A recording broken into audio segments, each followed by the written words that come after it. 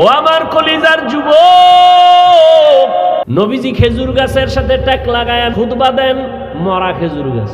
কিছুদিন পরে হঠাৎ করে নবী নতুন মিম্বর বানাবেন, খুতবা দিবেন, খেজুর গাছ বাদ। বুখারী শরীফের এবারাত।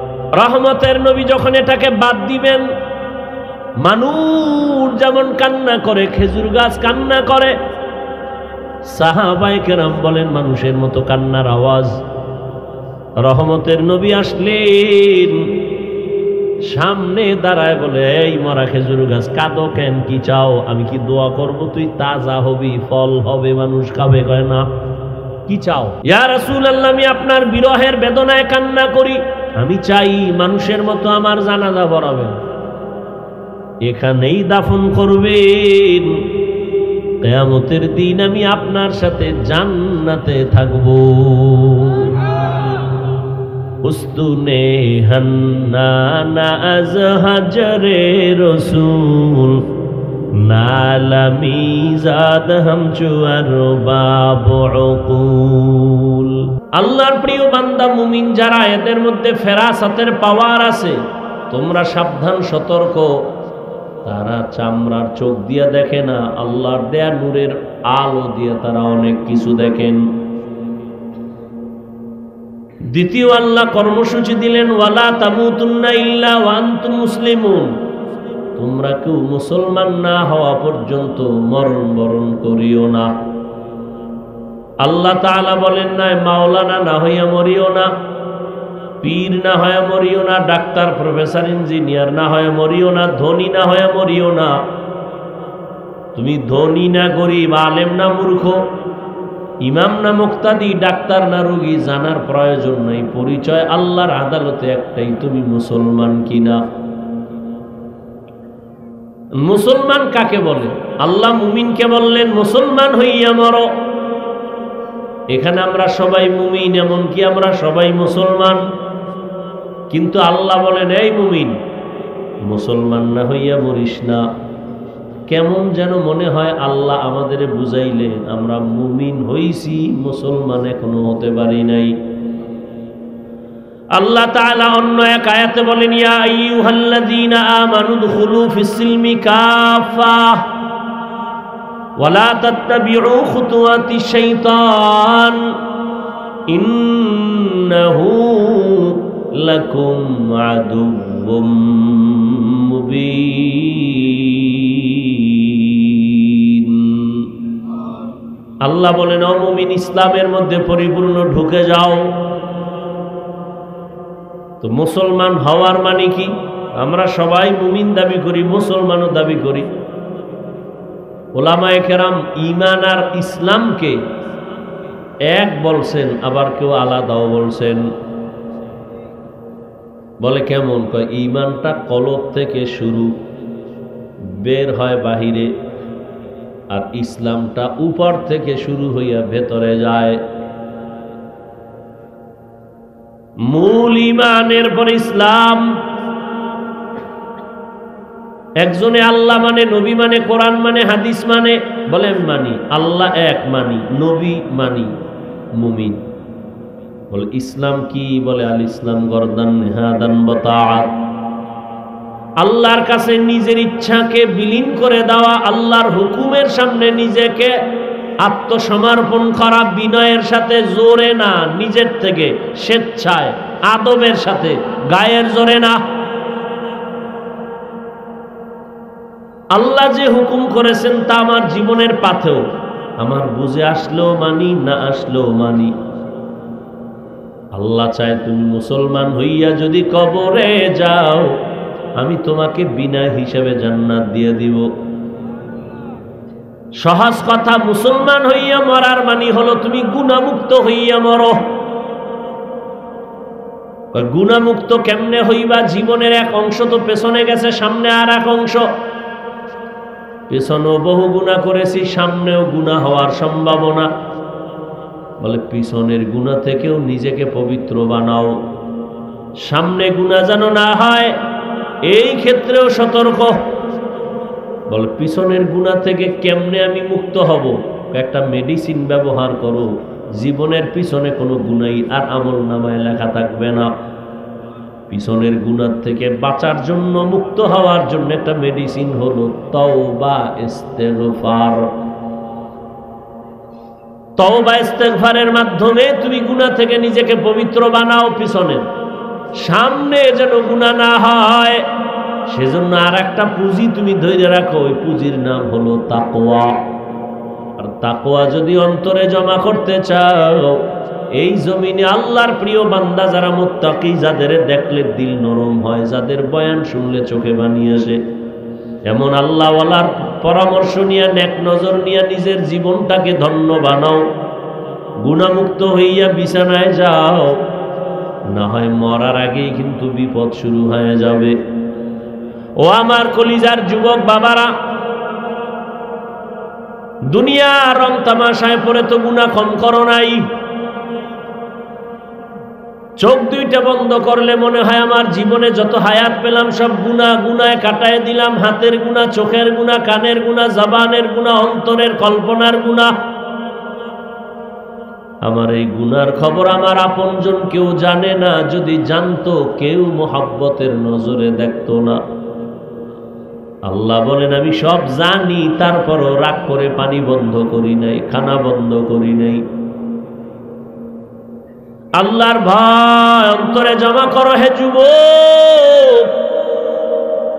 তুমি মনে মনে ভাবতেছো এটা কেমনে সম্ভব? এমন কিছু বেয়াদব এই সমাজে আছে, নিজেও নামাজ পড়ে না, অন্যে নামাজ পড়ে পছন্দ করে না। নিজেও দাড়ি রাখে না, অন্যে দাড়ি রাখে পছন্দ করে না। নিজেও হালাল খায় না, অন্যে হালাল খায় পছন্দ করে না। আলেমের বয়ান নিজেও শুনে না, কেউ শুনবে তাও পছন্দ করে না। দাবি করে মুসলমান, কিন্তু কোরআন পছন্দ করে না, আলেম ওলামা পছন্দ করে না। এর মতো কুলাঙ্গার বেয়াদব এই জমিনে কেউ হতে পারে না। ওয়ালা তামুতুন্না ইল্লা ওয়া আনতুম মুসলিমুন। সতর্কবাণী, মুসলমান না হইয়া কেউ মরিও না। রহমতের নবী বলেন আলা কুল্লুকুম রাইন ওয়া কুল্লুকুম মাসউলুন আন রাইয়াতিহি। সাবধান হে উম্মত, তোমরা প্রত্যেকেই দায়িত্বশীল। আল্লাহর আদালতে দায়িত্বের কারণে জবাবদিহিতার কাঠগড়ায় দাঁড়াতে হবে। সাহাবী নবীকে জিজ্ঞাসা করলেন, ইয়া রাসূলুল্লাহ, দায়িত্বশীল কে, কার উপর? রহমতের নবী বললেন, অধীনস্থদের যিনি কর্তা হবেন, গার্ডিয়ান হবেন, তিনি হবেন অধীনস্থদের দায়িত্বশীল। যেমন প্রত্যেক সন্তান পিতামাতার অধীন, মা বাবা সন্তানের দায়িত্বশীল। প্রত্যেক স্ত্রী স্বামীর অধীন, প্রত্যেক স্বামী স্ত্রীর জন্য দায়িত্বশীল। প্রত্যেক ছাত্র শিক্ষকের অধীন, প্রত্যেক শিক্ষক ছাত্রের জন্য দায়িত্বশীল। প্রত্যেক মুসল্লি মসজিদের ইমাম খতিবের অধীন, প্রত্যেক ইমাম ও খতিব মুসল্লিদের দায়িত্বশীল। মুসল্লিদের দায়িত্বশীল কমিটি না ইমাম খতিব? কমিটি কিসের দায়িত্বশীল? কমিটি হলো মসজিদের বিল্ডিং এর দায়িত্বশীল। কেমনে মেরামত করবে, কেমনে চারতলা করবে, কেমনে রং লাগাবে। এখন কমিটি মাস্তানি করে, মুসল্লি তো দূরের কথা, ইমামের উপরে, খতিবের উপরে। ঠিক নি? ইমামরে চালায়, মুয়াজ্জিনরে চালায়, মাঝে মাঝে ধমক দেয়, মাঝে মাঝে গালিও দেয়। কত বড় বেয়াদব চিন্তা করেন। আর এই দোষ কাকে দিবেন? শিয়ালের হাতে মুরগি দিছেন আমানত, তা তো কি হবে? এই তো হারামখোরের হাতে ধর্মের চাবি দিলে তো তাই হবে। আল্লাহ হেদায়াত দান করুন।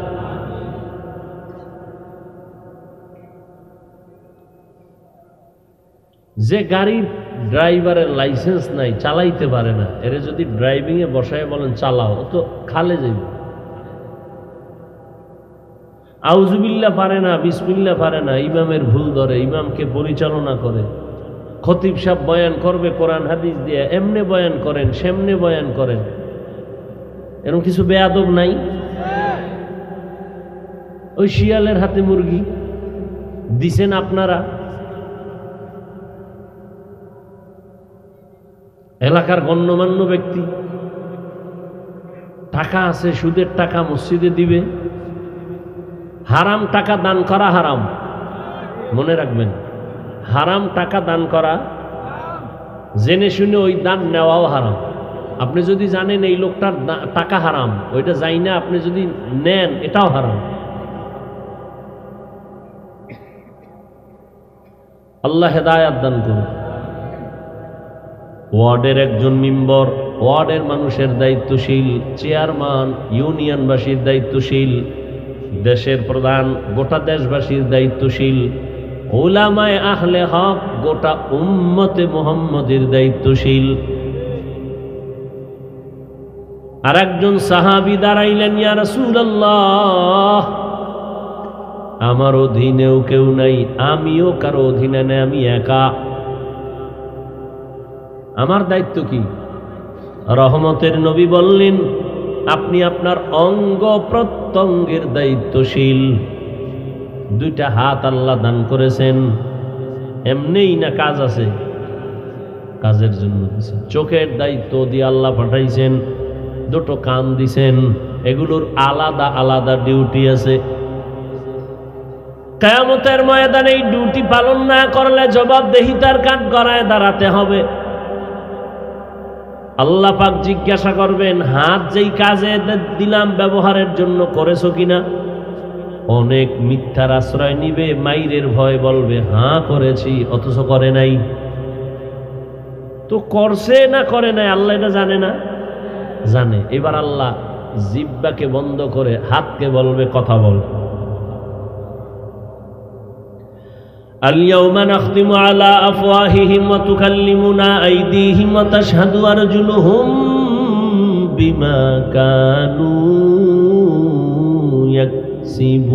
يكسبون دست گوید من چونید زدید ام لب گوید من چونی بوسید ام چشم گوید چیده ام غمزه حرام گوش گوید چیده ام سمر الکلام।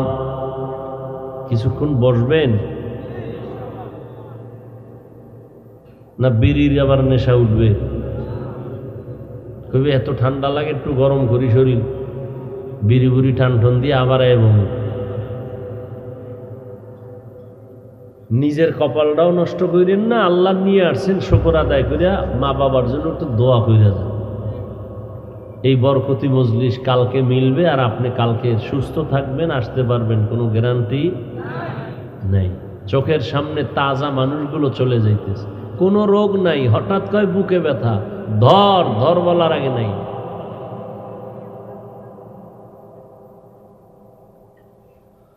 আল্লাহ। আর একজন সাহাবী, কিয়ামতের ময়দানে আল্লাহ জিজ্ঞাসা করবেন, হাত কথা বলো, চোখ বলবে কথা বলো। বাস্তবে কিন্তু হাত কথা বলতে পারে না, চোখ কথা বলতে পারে না, এটাই সত্য, এটাই বাস্তব। কিন্তু আল্লাহ যদি কুদরতের ক্ষমতা দেন, কথা বলেন না কেন? পারবে? মরা গাছ কথা বলতে পারে না, আল্লাহ যদি কুদরতের ক্ষমতা দেন।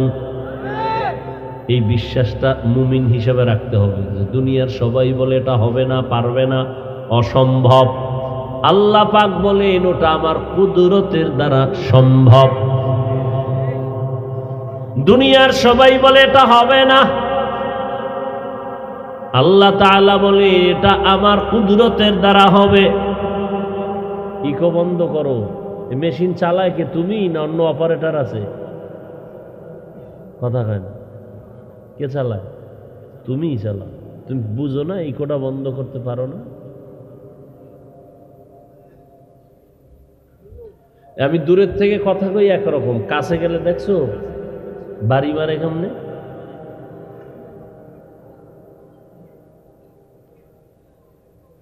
কি জানি বলতেছিলাম,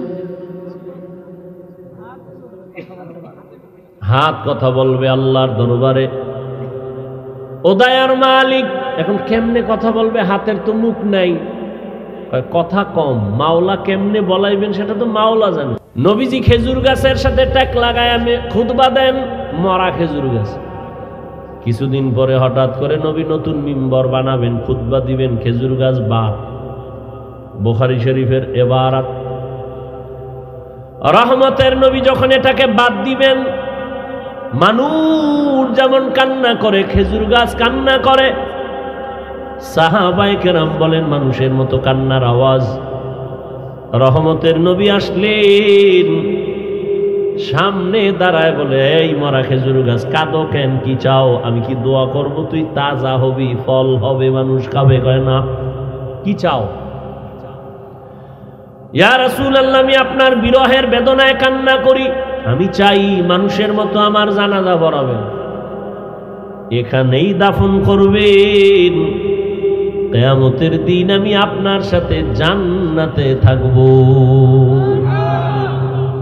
উস্তুনে হান্নানা আজ হাজরে রসুল, নালামি জাদ হাম চুয়ার বাব উকুল। মরা গাছ কথা বলতে পারে না, আল্লাহ যদি ক্ষমতা দেন কুদরতে, হাত কথা বলবে। আল্লাহ এই হাত দিয়ে যত ডিউটি করার জন্য তুমি দিছো করে নাই, হাত দিয়া মা বাবার খেদমত করবে করে নাই, আলেমের পেছনে হাতকে ব্যয় করবে করে নাই, হাত দিয়া কোরআন শরীফ ধরে ধরে ধরে ধরে আঙ্গুল টেনে টেনে পড়বে পড়ে নাই, বরং এই হাতের দ্বারা মানুষের ক্ষতির কল্পনায় ফেসবুকে লেখছে, এই আঙ্গুল দিয়া আলেমদের বিরুদ্ধে লিখেছে, মানুষের ক্ষতির কল্পনায় কলম ধরেছে। চোখ বলো তোমাকে দিয়া ডিউটি যথাযথ পালন হলো কিনা? চোখ বলবে হয় নাই। তুমি যা দেখতে বলছো দেখে নাই। এই চোখ দিয়া মা বাবা দেখবে সওয়াব, এই চক্ষু দিয়ে আলেম দেখবে সওয়াব, কোরআন খুলে খুলে দেখবে সওয়াব, বাইতুল্লাহ দেখবে সওয়াব। তোমার দেয়া চক্ষু দিয়া কোরআন খুলে দেখে নাই, মা বাবার দিকে মোহাব্বতের নজরে দেখে নাই, আলেমের দিকে দেখে নাই, বাইতুল্লাহ যায়ও নাই, দেখেও নাই। কি করছে? সারা রাত মোবাইল খুইলা খুইলা কবিরা গুনাহ কবিরা গুনাহ কবিরা গুনাহ দেখে দেখে রাত কাটিয়েছে। দুনিয়ার মানুষ যদি অন্ধকারে সিসি ক্যামেরা বানাইয়া রেকর্ড করতে পারে, আল্লাহ পারবে না? আল্লাহ এতই দুর্বল? আমার আল্লাহ তো মানুষকে মেধা দিয়েছেন, এত মেধা সম্পন্ন মানুষগুলো মাঝে মাঝে একটা তার যদি আঁকা বাঁকা হয়ে যায়, পুরা মানুষটার মেধাই নষ্ট। ভালো ভালো ভালো ভালো বুদ্ধিজীবী, ভালো ভালো বুদ্ধিমানওয়ালা বিচক্ষণ হঠাৎ করে পাগল হয়ে যায়, যায় না? আর যাবে না কেন? যত বুদ্ধিজীবীর টাইটেল তত মদের বোতল বড়, এটা তাদের ট্র্যাডিশন। মদ পান না করলে নেতা হওয়া যায় না, বড় হওয়া যায় না, বড় বুদ্ধিজীবী হওয়া যায় না। খাইয়ে টাল হয়ে পড়ে থাকে, লঙ্গি একদিক হে আর একদিক, বৌরে মা কয়। এরপরে আস্তে আস্তে ক্যান্সারে ভুগতে ভুগতে মরে। কি সত্য কথাটা স্বীকার করতে এত টেনশন কেন? ঠোঁট আল্লাহর সামনে কথা বলবে আল্লাহ, এই ঠোঁট দিয়া সুবহান আল্লাহর তাসবিহ পড়বে, আলহামদুলিল্লাহ পড়বে, পড়ে নাই। কিয়ামতের দিন আল্লাহর আদালতে হিসাব দিতে হবে, পালাবার কোনো সুযোগ আছে? মরণ থেকে যতই পালাও, মরণ তোমায় নিবে ঘিরি। যদিও সুদূর আকাশ পানে লুকাও, সেথায় লাগিয়ে সিঁড়ি। নদী পথে নৌকা চালাও ও মাঝি ভাই, বেলা ডোবার আগে আমি ওপার উঠতে চাই। ডুবে গেলে বেলারে আর উঠে না, ভেঙ্গে গেলে বেলারে আর জমে না।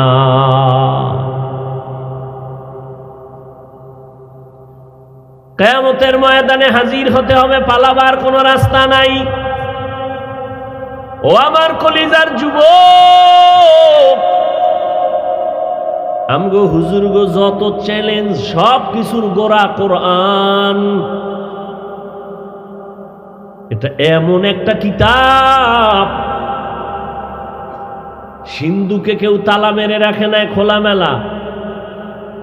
১৫০০ বছরের বেশি হয়ে গেল, আমার আল্লাহ নিজে চ্যালেঞ্জ দিয়েছেন এ কোরআনে কোনো ভুল নাই, লা রাইবা ফি। আজও পর্যন্ত কোনো পণ্ডিত ভুল বের করতে পারে নাই। আমরা ওই কোরআনের চ্যালেঞ্জ নিয়ে কথা বলি। ও যুবক, ওই কোরআন তোমাকে যদি বিবেক তোমাকে অ্যান্সার দেয়, এটা সত্য। কোরআনের মধ্যে যত বয়ান আছে সব সত্য।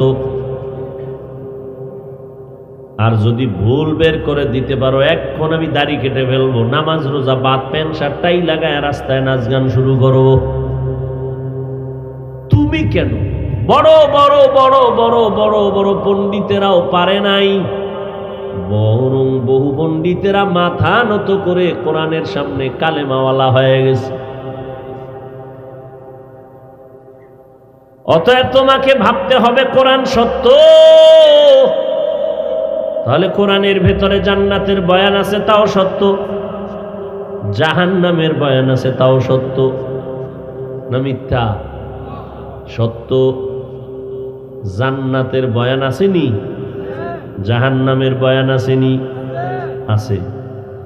কে জান্নাতে যাবে কে জাহান্নামে যাবে তাও আল্লাহ বলেছেন, ইন্নাল আবরারা লাফি নাঈম ওয়া ইন্নাল ফুজ্জারা লাফি জাহিম। নেক আমল যারা করবে তারা জান্নাতের প্রতীক, যারা গুনাহ করবে তারা জাহান্নামের প্রতীক। জান্নাতটা কেমন শান্তির জায়গা, জাহান্নাম কেমন আযাবের জায়গা, তাও আল্লাহ বয়ান করেছেন। এজন্য আল্লাহ পাক রব্বুল আলামিন চান তার মোহাব্বতের কোনো বান্দা বান্দি যেন জাহান্নামে না যায়। এ কারণে রব্বুল আলামিন কোরআনে এই আয়াতের মধ্যে দুইটা কর্মসূচি দিয়েছেন মুমিনদেরকে।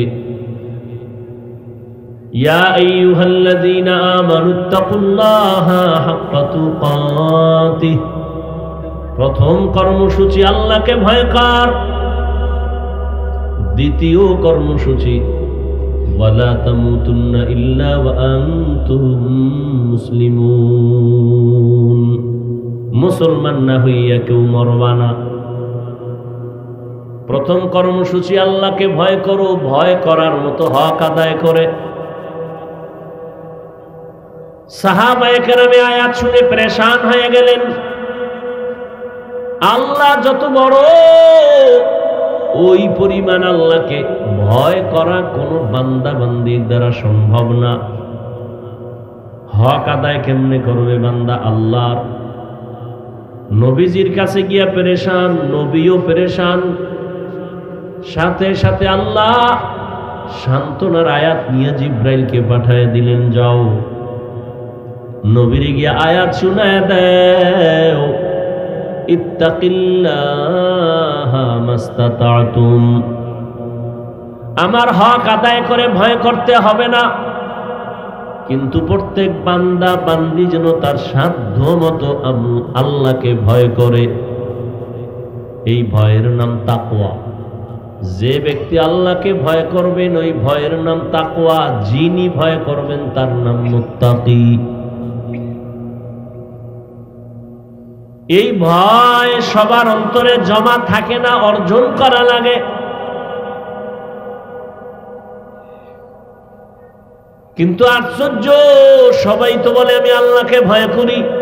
এখানে এত মানুষ, আমি যদি প্রশ্ন করি আপনারা কারা কারা আল্লাহকে ভয় করেন, সবাই হাত উঠাবে না? অথচ এখানে এমন আশিকে রাসূল আছেন, ফজর পড়ে নাই, যোহর পড়ে নাই, আসর পড়ে নাই, মাগরিব পড়ে নাই, এশাও পড়ে নাই। সেও বলে আমি আল্লাহকে ভয় করি। আমি নামাজ পড়িয়াও বলি আল্লাহকে ভয় করি। আপনি রোজা না রাখিয়া বলেন আল্লাহকে ভয় করি। আমি রোজা ঠিক রেখে বলি আল্লাহকে ভয় করি। আমি হালাল খাইয়া বলি আল্লাহকে ভয় করি। আপনি হারাম খাইয়া বলেন ভয় করি। আমি পর্দা ঠিক রেখে বলি আল্লাহকে ভয় করি, আপনি পর্দা না করেই বলেন আল্লাহকে ভয় করি। দুই ভয় কি সমান? মূলত আপনি আসলে ভয় কি জিনিস বুঝেনই না। তার প্রমাণ হলো একটা সন্তান মা বাবাকে ভয় করে, তার প্রমাণ হলো মা বাবার সামনে সন্তান অন্যায় করে না। কেন? বলে শাস্তির ভয়।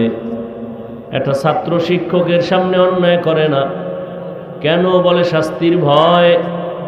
ঠিক যেই মানুষ আমার আল্লাহকে ভয় করবেন, ওই মানুষটা গলায় ছুরি লাগাবে, শাস্তির ভয়ে দাড়ির মধ্যে অস্ত্র লাগাবে না। আল্লাহ বলেন আমাকে ভয় করো, ভয়ের নাম তাকওয়া। আর এই তাকওয়া তুমি নিজে নিজে অর্জন করা যাবে না। তাকওয়ার গোডাউনের সাথে লাইন লাগাও, পাওয়ার হাউসের সাথে লাইন লাগাও। তাকওয়ার পাওয়ার হাউস, লিকুল্লি শাইইন মা'দিনুন ওয়া মা'দিনুত তাকওয়া কুলুবুন আরিফিন। প্রত্যেক জিনিস রাখার একটা গোডাউন আছে। তাকওয়ার গোডাউন হলো আল্লাহর প্রিয় বান্দা যারা, তাদের কলব, তাদের নেক নজর লাগাও। আল্লাহ ওয়ালাদের নেক নজরে পাওয়ার, তাদের নজর যখন লাগবে কলবের মধ্যে তাকওয়া চলে আসবে। আল্লাহর ভয় যখন আসবে তখন গুনাহ ছাড়তে সহজ হবে। আর যদি আল্লাহর ভয় তাকওয়া অন্তরে না আসে, হাজারো বয়ান আমি কেন, মক্কা মদিনার ইমাম কেন, স্বয়ং রসুল বয়ান করে তারপরেও কপালে কালেমা আসে না। যেই রহমতের নবীর চেহারা মোবারক এক নজর দিয়া তাকাইলে পেটের ক্ষুধা নিবারণ হয়, ওই নবীকে 13 বছর পর্যন্ত দেখিয়াও কালেমা পড়ে নাই আবু জাহাল। আর অন্যদিকে একজন 27 বছরের যুবক তরবারি নিয়ে দৌড়ায় আমার নবীকে জবাই করার জন্য। রহমতের নবীকে দেখা মাত্র কালেমা পড়ে মুসলমান হয়ে গেল। আল্লাহর ভয় যখন আসবে তখনই বান্দা গুনাহ ছাড়া সহজ। আর এই ভয়টা অর্জন করার একমাত্র ঠিকানা আল্লাহ পাকের ওলি যারা, আহলুল্লাহ যারা, তাদের নেক নজর। কারণ তাদের নজরের মধ্যে পাওয়ার আছে। قال رسول الله صلى الله عليه وآله وسلم اتقوا فراسة المؤمن فإنه ينظر بنور الله। আল্লাহর প্রিয় বান্দা মুমিন যারা, এদের মধ্যে ফেরাসাতের পাওয়ার আছে। তোমরা সাবধান, সতর্ক। তারা চামড়ার চোখ দিয়া দেখে না, আল্লাহর দেয়া নূরের আলো দিয়ে তারা অনেক কিছু দেখেন। দ্বিতীয় আল্লাহ কর্মসূচি দিলেন, ওয়ালা তামুতুন্না ইল্লা ওয়া আনতুম মুসলিমুন। তোমরা কেউ মুসলমান না হওয়া পর্যন্ত মরণ বরণ করিও না। আল্লাহ তাআলা বলেন না মাওলানা না হইয়া মরিও না, পীর না হয়ে মরিও না, ডাক্তার প্রফেসর ইঞ্জিনিয়ার না হয়ে মরিও না, ধনী না হয়ে মরিও না। তুমি ধনী না গরিব, আলেম না মূর্খ, ইমাম না মুক্তাদি, ডাক্তার না রোগী জানার প্রয়োজন নাই। পরিচয় আল্লাহর আদালতে একটাই, তুমি মুসলমান কিনা। মুসলমান কাকে বলে? আল্লাহ মুমিনকে বললেন মুসলমান হইয়া মরো। এখানে আমরা সবাই মুমিন, এমনকি আমরা সবাই মুসলমান, কিন্তু আল্লাহ বলেন এই মুমিন, মুসলমান না হইয়া মরিস না। কেমন যেন মনে হয় আল্লাহ আমাদের বুঝাইলেন আমরা মুমিন হইছি, মুসলমান এখনো হতে পারি নাই। আল্লাহ তাআলা অন্য এক আয়াতে বলেন, ইয়া আইয়ুহাল্লাযীনা আমানু দুখুলু ফিস-সিলমি কাফা ওয়ালা তাত্তাবিউ খুতুওয়াতিশ শাইতান ইন্নাহু লাকুম আদুউম মুবিন। আল্লাহ বলেন, ও মুমিন, ইসলামের মধ্যে পরিপূর্ণ ঢুকে যাও। তো মুসলমান হওয়ার মানে কি? আমরা সবাই মুমিন দাবি করি, মুসলমানও দাবি করি। ওলামায়ে কেরাম ঈমান আর ইসলামকে এক বলছেন, আবার কেউ আলাদাও বলছেন। বলে কেমন? কয় ঈমানটা কলব থেকে শুরু, বের হয় বাহিরে, আর ইসলামটা উপর থেকে শুরু হইয়া ভেতরে যায়। মূল ঈমানের পর ইসলাম। একজনে আল্লাহ মানে, নবী মানে, কোরআন মানে, হাদিস মানে, বলেন মানি। আল্লাহ এক মানি, নবী মানি, মুমিন। বলে ইসলাম কি? বলে আল ইসলাম গরদান নিহাদান বতাআত। আল্লাহর কাছে নিজের ইচ্ছাকে বিলীন করে দেওয়া, আল্লাহর হুকুমের সামনে নিজেকে আত্মসমর্পণ করা, বিনয়ের সাথে, জোরে না, নিজের থেকে স্বেচ্ছায়, আদবের সাথে, গায়ের জোরে না। আল্লাহ যে হুকুম করেছেন তা আমার জীবনের পাথেও, আমার বুঝে আসলেও মানি, না আসলেও মানি। আল্লাহ চায় তুমি মুসলমান হইয়া যদি কবরে যাও, আমি তোমাকে বিনা হিসাবে জান্নাত দিয়ে দিব। সহজ কথা, মুসলমান হইয়া মরার মানে হলো তুমি গুনাহমুক্ত হইয়া মরো। গুনাহমুক্ত কেমনে হইবা? জীবনের এক অংশ তো পেছনে গেছে, সামনে আর এক অংশ। পেছনেও বহু গুনাহ করেছি, সামনেও গুনাহ হওয়ার সম্ভাবনা। বলে পিছনের গুনাহ থেকেও নিজেকে পবিত্র বানাও, সামনে গুনাহ যেন না হয়, এই ক্ষেত্রেও সতর্ক। বলে পিছনের গুনাহ থেকে কেমনে আমি মুক্ত হব? একটা মেডিসিন ব্যবহার করো, জীবনের পিছনে কোনো গুনাহই আর আমল নামায় লেখা থাকবে না। পিছনের গুনাহ থেকে বাঁচার জন্য, মুক্ত হওয়ার জন্য একটা মেডিসিন হলো তওবা ইস্তেগফার। তওবা ইস্তেগফারের মাধ্যমে তুমি গুনাহ থেকে নিজেকে পবিত্র বানাও। পিছনের, সামনে যেন গুনাহ না হয়, সেজন্য আর একটা পুঁজি তুমি ধরে রাখো, ওই পুঁজির নাম হলো তাকওয়া। আর তাকওয়া যদি অন্তরে জমা করতে চাও, এই জমিনে আল্লাহর প্রিয় বান্দা যারা মুত্তাকি, যাদের দেখলে দিল নরম হয়, যাদের বয়ান শুনলে চোখে পানি আসে, এমন আল্লাহওয়ালার পরামর্শ নিয়ে, নেক নজর নিয়ে নিজের জীবনটাকে ধন্য বানাও। গুনাহমুক্ত হইয়া বিছানায় যাও, না হয় মরার আগেই কিন্তু বিপদ শুরু হয়ে যাবে। ও আমার কলিজার যুবক বাবারা, দুনিয়া রং তামাশায় পড়ে তো গুনাহ কম করো নাই। চোখ দুইটা বন্ধ করলে মনে হয় আমার জীবনে যত হায়াত পেলাম সব গুনায় কাটায় দিলাম। হাতের গুনাহ, চোখের গুনাহ, কানের গুনাহ, জবানের গুনাহ, অন্তরের কল্পনার গুনাহ। আমার এই গুনার খবর আমার আপনজন কেউ জানে না, যদি জানতো কেউ মোহাব্বতের নজরে দেখতো না। আল্লাহ বলেন আমি সব জানি, তারপরও রাগ করে পানি বন্ধ করি নাই, খানা বন্ধ করি নাই। আল্লাহর ভয় অন্তরে জমা করো হে যুবক। তুমি মনে মনে ভাবতেছো এটা কেমনে সম্ভব? এমন কিছু বেয়াদব এই সমাজে আছে, নিজেও নামাজ পড়ে না, অন্যে নামাজ পড়ে পছন্দ করে না। নিজেও দাড়ি রাখে না, অন্যে দাড়ি রাখে পছন্দ করে না। নিজেও হালাল খায় না, অন্যে হালাল খায় পছন্দ করে না। আলেমের বয়ান নিজেও শুনে না, কেউ শুনবে তাও পছন্দ করে না। দাবি করে মুসলমান, কিন্তু কোরআন পছন্দ করে না, আলেম ওলামা পছন্দ করে না। এর মতো কুলাঙ্গার বেয়াদব এই জমিনে কেউ হতে পারে না। আবার এরা মরে ওই রকম, চাকার তলে মাথা কখন ঢুকে যায় টেরও হয় না। যত ঝামেলা বাংলাদেশে দেখতেছো সব আলেমদের সাথে বেয়াদবির ফলাফল। এখনো যারা আলেমদের সাথে বেয়াদবি করো,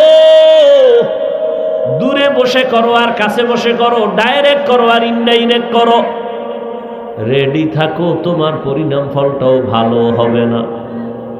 আমি শুরুতেই বৈশা বলছিলাম, নবী আসবেন না, সাহাবায়ে কেরাম আসবেন না, কিয়ামত পর্যন্ত এই জাতিকে জান্নাতের পথ দেখাবেন উলামায়ে কেরাম। অতএব এই উলামায়ে কেরামদের সোহবত ছাড়া, নেক নজর ছাড়া জীবনে কোনো মানুষ গুনাহমুক্ত হতে পারবে না। আর উলামায়ে কেরামের সাথে যাদের ভালোবাসা মোহাব্বত দেখো, সেই স্কুলে পড়িয়া কলেজে পড়িয়াও তার রং ভালো। তাকাইয়া দেখো কত যুবক স্কুল কলেজে পড়ে, নামাজ পড়ে নাই। ঢাকা কলেজে যাও, জাহাঙ্গীরনগরে যাও, অনেক ছাত্র মাথায় পাগড়ি, বড় দাড়ি, বড় জামা, মনে হয় যেন কোন মসজিদের খতিব।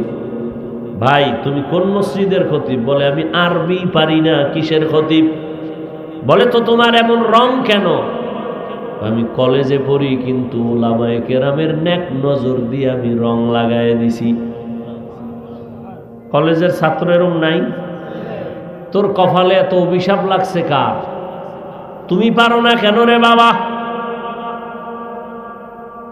তোমার মতো যুবক রাস্তায় গাড়ি চালায়, নামাজ পড়ে, সালাম দিয়া কথা বলে, তুমি পারো না কেন? তোমার কপাল কেন খারাপ? তোমার মতো যুবক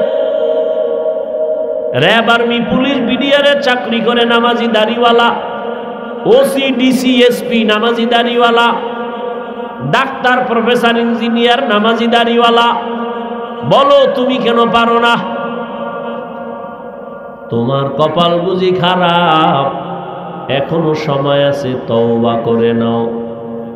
মনটাকে বুঝাও রে মন। আমার মতো যুবক জেনারেল লাইনে থাকিও যদি নদীর মধ্যে কাজ করে, জমিনে কাজ করে, নামাজ পড়ে, আমি কেন পারবো না?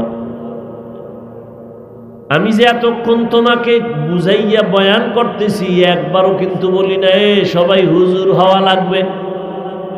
আমি একবারও বলি না পাস করলি পড়ছি তোমরাও পড়তে হবে।